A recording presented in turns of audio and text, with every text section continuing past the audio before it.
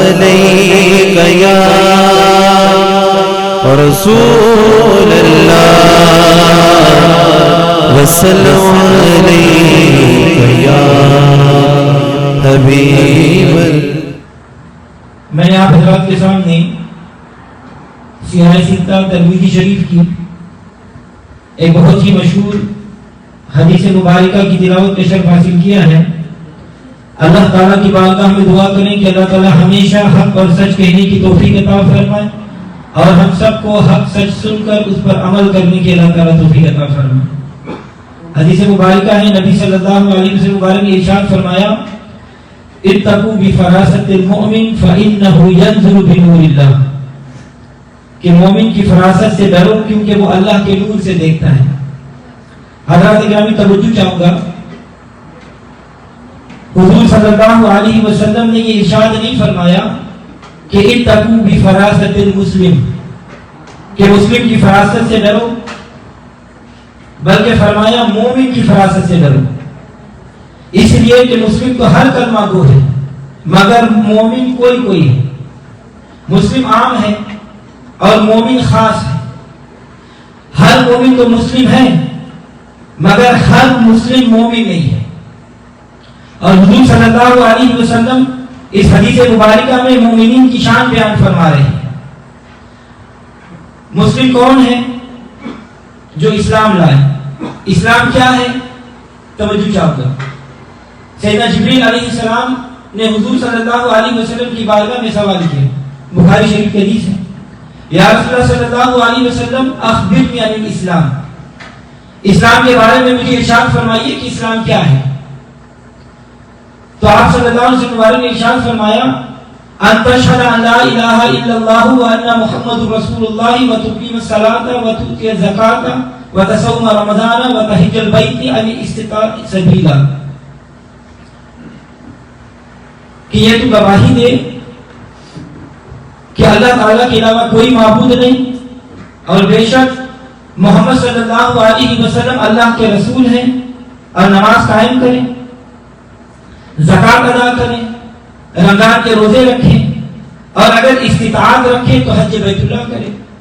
تو پتہ چلا کہ مسلم وہ ہیں جو توحید کی گواہی دے، مسلم وہ ہیں جو حضور صلی اللہ علیہ وسلم کی رسالت کی گواہی دے، مسلم وہ ہیں جو نماز قائم کرے، مسلم وہ ہیں جو زکات ادا کرے، مسلم وہ ہیں جو حج بیت اللہ کرے، اور یہ ہر کلمہ گو کرتا ہے، اسی لیے اس کو مسلمان کہا جاتا ہے۔ مگر مومن کی شان ان مسلمین سے بہت بلند ہے، کیونکہ مومن وہ ہے جو حضور صلی اللہ علیہ وسلم کو اپنی جان سے بھی زیادہ محبوب رکھے۔ نبی صلی اللہ علیہ وسلم نے ارشاد فرمایا، بخاری شریف کی حدیث ہے، لا یؤمن احدکم حتی اکون احب الیہ من والدہ وولدہ وفی روایت ونفسہ والناس اجمعین، کہ تم میں سے کوئی شخص اس وقت تک مومن نہیں ہو سکتا جب تک والد اور ولد، اور ایک روایت میں ہے کہ اپنی جان اور تمام لوگوں سے زیادہ مجھے محبوب نہ رکھے۔ پتہ چلا اگر محبت رسول صلی اللہ علیہ وسلم نہ ہو تو اسلام لانے کا کوئی فائدہ نہیں، کیونکہ محبت رسول نہیں ہے تو مسلم نمازی تو ہے مگر مومن نہیں، محبت رسول نہیں ہے تو مسلم حاجی تو ہے مگر مومن نہیں، اگر محبت رسول نہیں ہے تو مسلم زکات تو ادا کرتا ہے مگر مومن نہیں، محبت رسول اگر نہیں ہے تو مسلم روزہ دار تو ہے مگر مومن نہیں، اور اگر مومن نہیں تو اسلام کا کوئی فائدہ ہی نہیں۔ اسی لیے علامہ اقبال رحمۃ اللہ علیہ نے فرمایا کہ نماز اچھی، روزہ اچھا، حج اچھا، زکات اچھی، مگر میں باوجود اس کے مسلمان ہو نہیں سکا، نہ جب تک کٹ ملو میں خواجہ بطحا کی عزت پر خدا شاہد ہے کہ کامل میرا ایمان ہو نہیں سکتا۔ اور حافظ جلندری رحمۃ اللہ علیہ نے تو قلم توڑ دیا، آپ نے فرمایا محمد کی محبت دین حق کی شرط اول ہے، محمد کی محبت دین حق کی شرط اول ہے، اسی میں ہو اگر خامی تو سب کچھ نامکمل ہے۔ تو حضرات گرامی، بغیر ایمان کے بارگاہ خداوندی میں کوئی عمل قابل قبول نہیں ہوگا۔ اسی لیے جہاں کہیں بھی عمل صالح کا ذکر فرمایا تو اس سے پہلے ایمان کو لازمی قرار دیا. قرآن کریم میں سینکڑوں مرتبہ اللہ تعالیٰ نے فرمایا الذین آمنوا وعملوا الصالحات، وہ لوگ جو ایمان لائے اور انہوں نے نیک عمل کیے. آمنوا پہلے اور عاملوا الصالحات یہ بعد میں، بلکہ اعمال صالحہ کی قبولیت کو ایمان سے مشروط فرماتے ہوئے ارشاد فرمایا من عمل صالحا من ذکر او انثى وهو مؤمن فلنحيينه حیاتا طیبہ، کہ جس نے نیک اعمال کیے وہ مذکر ہو یا مؤنث، وہ مرد ہو یا عورت، اس نے نماز بھی پڑھی، اس نے روزہ بھی رکھا، اس نے زکات بھی دی، اس نے حج بھی کیا، یہ تمام اعمال صالحہ کیے، ہوا مومن وہ ہوا مومن، اعمال صالحہ کو مشروط کیا ایمان کے ساتھ. یعنی اگر اس نے یہ تمام اعمال حالت ایمان میں کیے تو فلا نحینہ حیاتا طیبہ، ہم اس کو ضرور بھی ضرور پاکیزہ زندگی عطا کریں گے. تو اس سے پتا چلا کہ مسلم کا اسلام تبھی فائدہ مند ہے جب وہ ایمان یعنی عشق رسول بھی رکھتا ہو. حضور صلی اللہ علیہ وسلم نے ارشاد فرمایا، یعنی اس حدیث مبارکہ سے یہ پتا چلا کہ مومن یعنی جو بھی عاشق رسول ہے اس کی فراست سے ڈرو. مومن یعنی جو بھی محب رسول ہے اس کی فراست سے ڈرو. مومن یعنی جو بھی غلام رسول ہے اس کی فراست سے ڈرو، کیونکہ فَإِنَّهُ يَنْظُرُ بِنُورِ اللَّهِ، کہ وہ اللہ کے نور سے دیکھتا ہے. کہ مومن کے دل میں جو عشق رسالت ہے وہی وہ نور ہے. اسی لیے میرے سرکار اعلیٰ حضرت عظیم البرکت مجدد دین و ملت شاہ احمد رضا خان فاضل بریلوی رحمۃ اللہ علیہ فرماتے ہیں کہ نور الہ کیا ہے؟ محبت حبیب کی جس دل میں یہ نہ ہو وہ جگہ خاک و خر کی ہے.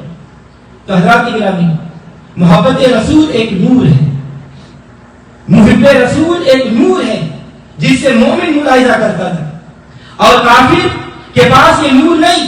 اسی لیے شب ہجرت کافر حضور صلی اللہ علیہ وسلم کو نہیں دیکھ سکے. نبی صلی اللہ علیہ وسلم ان کے سامنے سے گزر گئے، سب کفار تلوار لے کر کھڑے تھے اور حضور صلی اللہ علیہ وسلم ان کے سامنے جا رہے تھے مگر وہ نہ دیکھ سکے. قرآن کریم میں اللہ تعالیٰ فرماتا ہے وَتَرَاهُمْ يَنْظُرُونَ إِلَيْكَ وَهُمْ لَا يُبْصِرُونَ، اور آپ دیکھیں گے انہیں کہ دیکھ رہے ہیں آپ کی طرف حالانکہ انہیں کچھ نظر نہیں آتا، کیونکہ ان کے دلوں میں ایمان نہیں ہے، کیونکہ ان کے دلوں میں نور بصیرت نہیں ہے، کیونکہ ان کے دلوں میں محبت رسول نہیں ہے، اس لیے نہیں دیکھ سکتے. اور مومن کے پاس نور معرفت اور بصیرت ہے، وہ دیکھتا ہے. فرمایا انہ ینظر بنور اللہ، کہ مومن اللہ کے نور سے دیکھتا ہے. تو حضرات گرامی، یہ اللہ کا نور مومن کے دل میں ہے. تو پتا چلا کہ مومن دل کی آنکھوں سے دیکھتا ہے. توجہ چاہوں گا کہ اللہ تبارک و تعالیٰ کو دیکھنا اس سر کی آنکھ سے ممکن نہیں.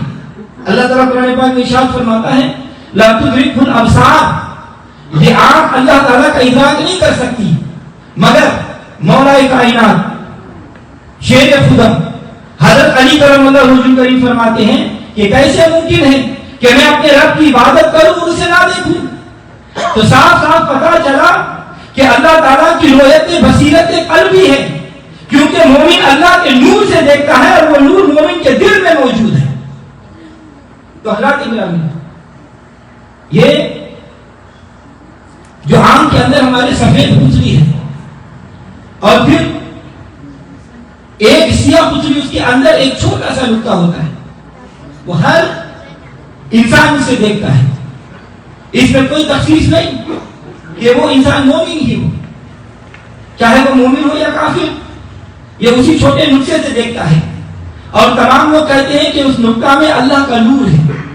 تو جس انسان کی آنکھ میں ایک نقطہ کے برابر اللہ کا نور موجود ہو تو اس کی بصارت کا یہ عالم ہے کہ وہ ایک سیکنڈ میں ہزاروں مائل مسافت کی آسمان کو دیکھ لیتا ہے. تو جو شخص ہو بھی مومن اور اس کے دل میں ہو بھی اللہ کا نور تو اس کی بصارت کا کیا عالم ہوگا. اور پھر جو ہو ہی سراپا نور، جس کے بارے میں اللہ تعالیٰ نے ارشاد فرمایا قد جاءکم من اللہ نور، تو اس کا مقام کیا ہوگا. مسلم شریف کی حدیث ہے، حضرت ابن عباس رضی اللہ عنہ فرماتے ہیں کہ میں اپنی خالہ میمونہ رضی اللہ عنہ کے پاس رات گزاری اور دیکھتا رہا کہ آپ صلی اللہ علیہ وسلم کیسے نماز ادا فرماتے ہیں. پھر آپ نے نماز ادا فرمائی تو آپ اپنی نماز میں فرماتے یا سجدے میں فرماتے. اللهم اجعل لي في قلبي نورا وفي سمعي نورا وفي بصري نورا وعن يميني نورا وعن شمالي نورا وقولي نورا وتحتي نورا واجعل لي نورا وقال واجعل لي نورا. اے اللہ میرے دل میں نور کر دے، اے اللہ میرے کانوں میں نور کر دے، اے اللہ میری آنکھوں میں نور کر دے، اے اللہ میرے دائیں نور کر دے، اے اللہ میرے بائیں نور کر دے، اور اے اللہ ہمارے اوپر نور کر دے، ہمارے آگے نور کر دے، پیچھے نور کر دے، اوپر نور کر دے، نیچے نور کر دے، اور میرے لیے نور کر دے. اور فرمایا مجھے نور بنا دے، چہرے کی ضیاء نور، امامہ کی چمک نور، اس آیت رحمت کی ہے ہر زیر و زبر نور.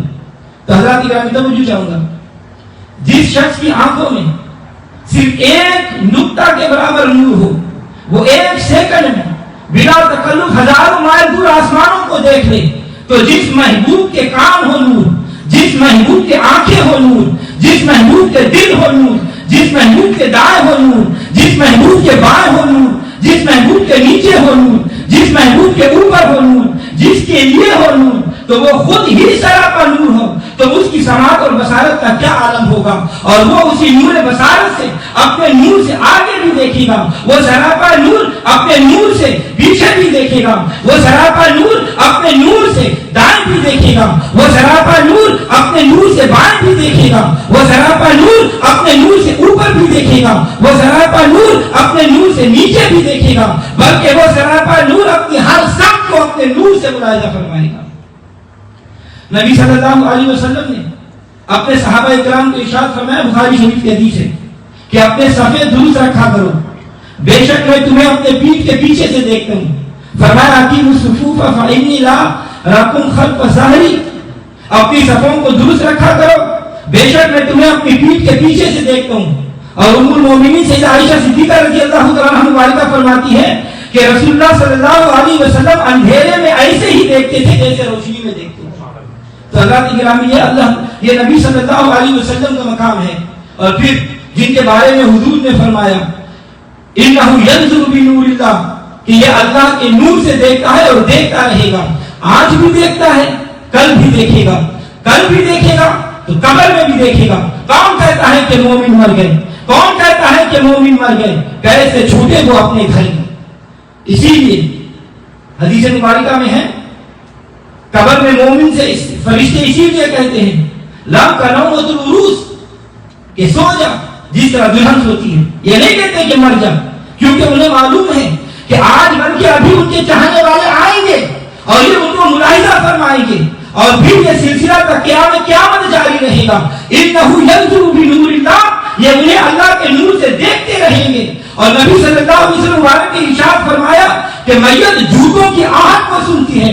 تو جب عام میت سنتی دیکھتی ہے تو یہ کیوں نہیں سنتے دیکھتے؟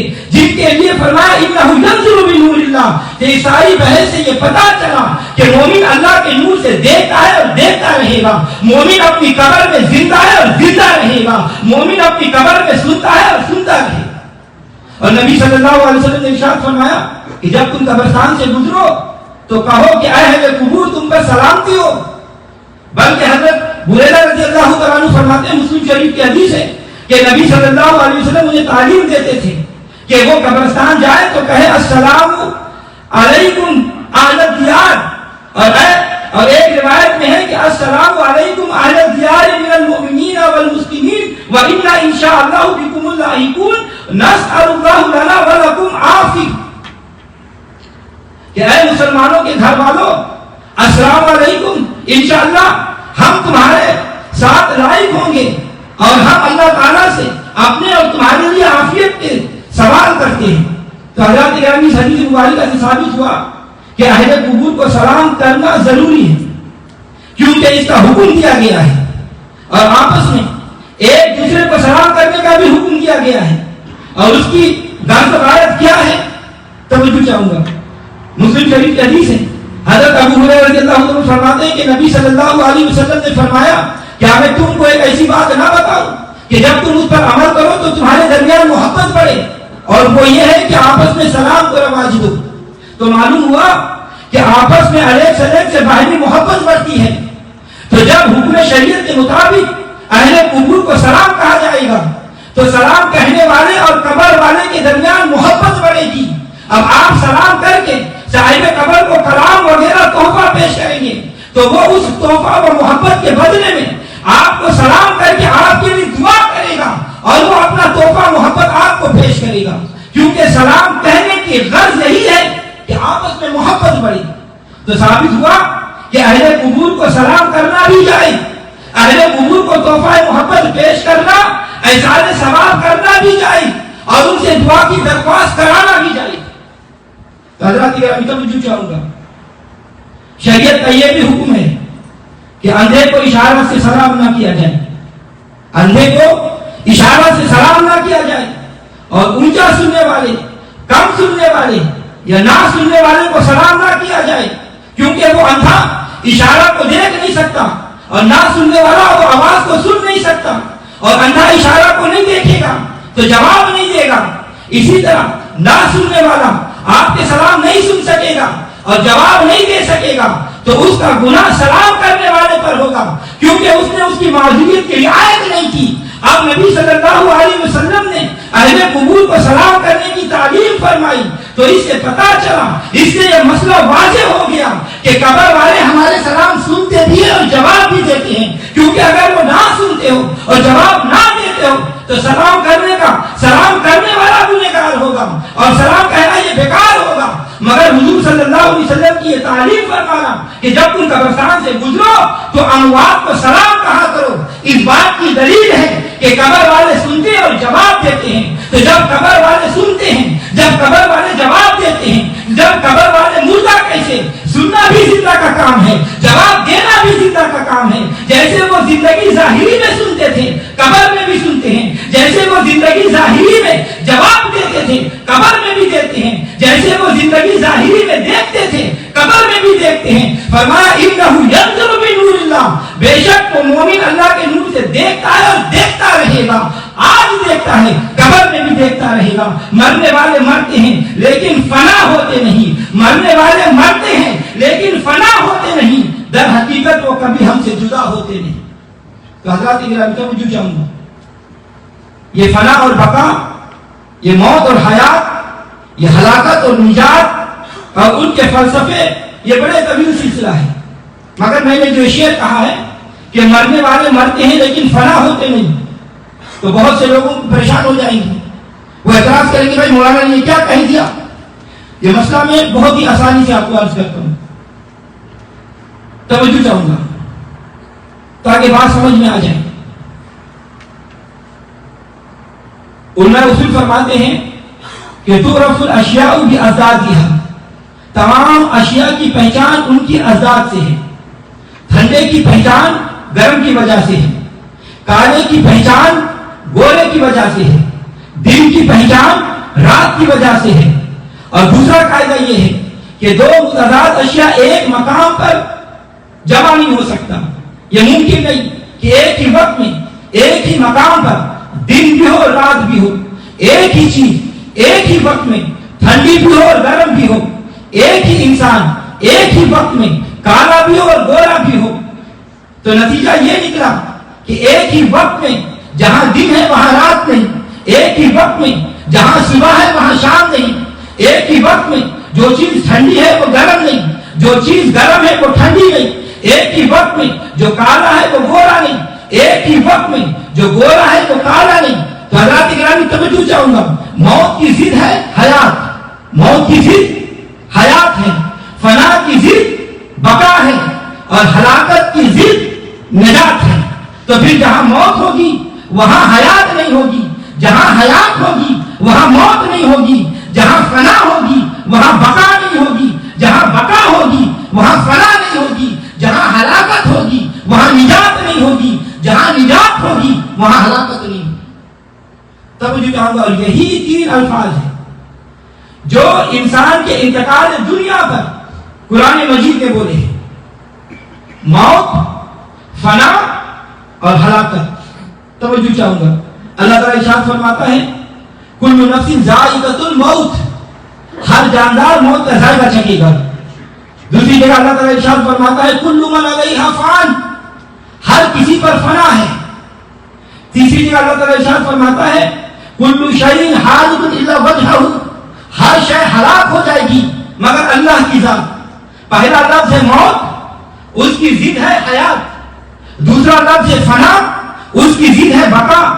تیسرا لفظ ہے ہلاکت، اس کی ضد ہے نجات۔ تو قاعدہ ذہن میں رہے کہ موت و حیات، فنا اور بقا، ہلاکت اور نجات ایک جگہ پر جمع نہیں ہو سکتے، بلکہ یہ اضداد باہمی ہے اور اضداد کا اجماع محال ہے۔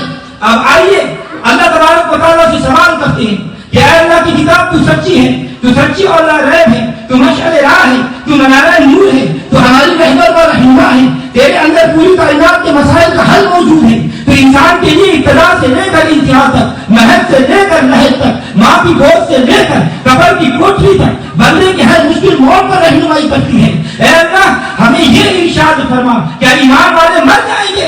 تو اللہ تبارک و تعالیٰ کی پاک کتاب سے ہمارے اس سوال کا جواب ارشاد ہوتا ہے، من عامل صالحا من ذکر او انثى وهو مؤمن فلا نحيينه حیاتا طیبہ، کہ جس نے نیک اعمال کیے وہ مردوں میں سے ہو یا عورتوں میں سے ہو اور ہو وہ مومن، تو ہم اسے زندگی عطا کریں گے، پاکیزہ حیات طیبہ عطا فرما دیں گے۔ تو اس آیت کریمہ کے مطابق اولیاء کاملین، اولیاء صالحین حیات طیبہ پا چکے۔ تو دادا علی حجویری حیات طیبہ پا چکے، خواجہ اجمیری حیات طیبہ پا چکے، مجدد الفسانی حیات طیبہ پا چکے، امام احمد رضا حیات طیبہ پا چکے، امام خراسانی حیات طیبہ پا چکے، غوث جیلانی حیات طیبہ پا چکے، تمام اولیاء اکرام حیات طیبہ پا چکے۔ تو قاعدہ کے مطابق جہاں موت ہے وہاں حیات نہیں، جہاں حیات ہے وہاں موت نہیں۔ تو جو حیات طیبہ پا چکے ہیں ان پر موت کا سوال ہی پیدا نہیں ہوتا۔ کسی شاعر نے کیا خوب کہا کہ سرکار مدینہ کی الفت میں جو مرتے ہیں، سرکار مدینہ کی الفت میں جو مرتے ہیں، اللہ کے وہ بندے زندہ ہیں مزاروں میں۔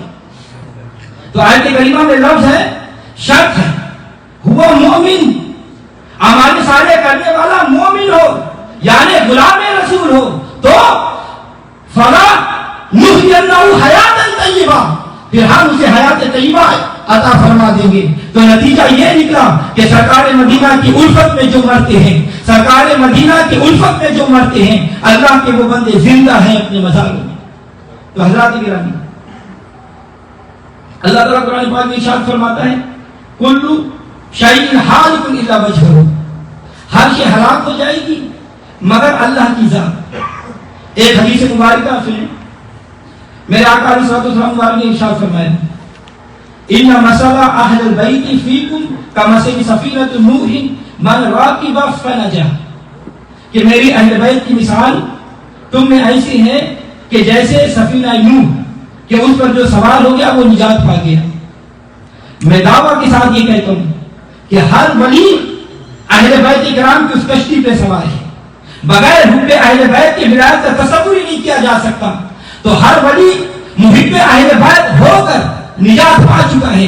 تو جہاں نجات ہے وہاں ہلاکت کا سوال ہی پیدا نہیں ہوتا۔ فرمایا جو اس کشتی پر سوار ہو گیا وہ نجات پا گیا، جو اس کشتی سے پیچھے رہ گیا وہ ہلاک ہو گیا۔ تمام مومنین اس کشتی پر سوار ہو کر نجات پا چکے ہیں۔ تو جہاں نجات ہے وہاں ہلاکت نہیں۔ تو ثابت ہوا اللہ کے وہ بندے زندہ ہیں اپنے مزاروں میں، اللہ کے وہ بندے زندہ ہیں اپنے مزاروں میں۔ تو حضرات گرامی، تو حضور صلی اللہ علیہ وسلم نے ارشاد فرمایا، انہ ینظر بنور اللہ، کہ مومن دیکھتا ہے اور دیکھتا رہے گا اللہ کے نور سے۔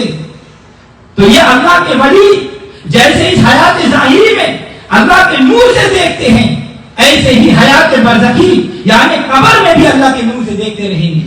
اسی لیے فرمایا نبی صلی اللہ علیہ وسلم کی ارشاد کی تصدیق اور تائید ہو گئی، اتقوا بفراست المؤمن فإنه ينظر بنور اللہ، کہ مومن کی فراست سے ڈرو کیونکہ وہ اللہ کے نور سے دیکھتا ہے۔ دعا کریں کہ اللہ تبارک و تعالی ہم سب کو عقیدہ صحیح مذہب اہل سنت و جماعت پر قائم اور دائم رکھیں۔ اللہ تبارک و تعالی ہم سب کو اہل سنت و جماعت پر قائم اور دائم رکھیں۔ اللہ تعالی ہم سب کو تمام اولیاء اکرام کی تعظیم اور توقیر کرنے کی توفیق عطا فرمائے۔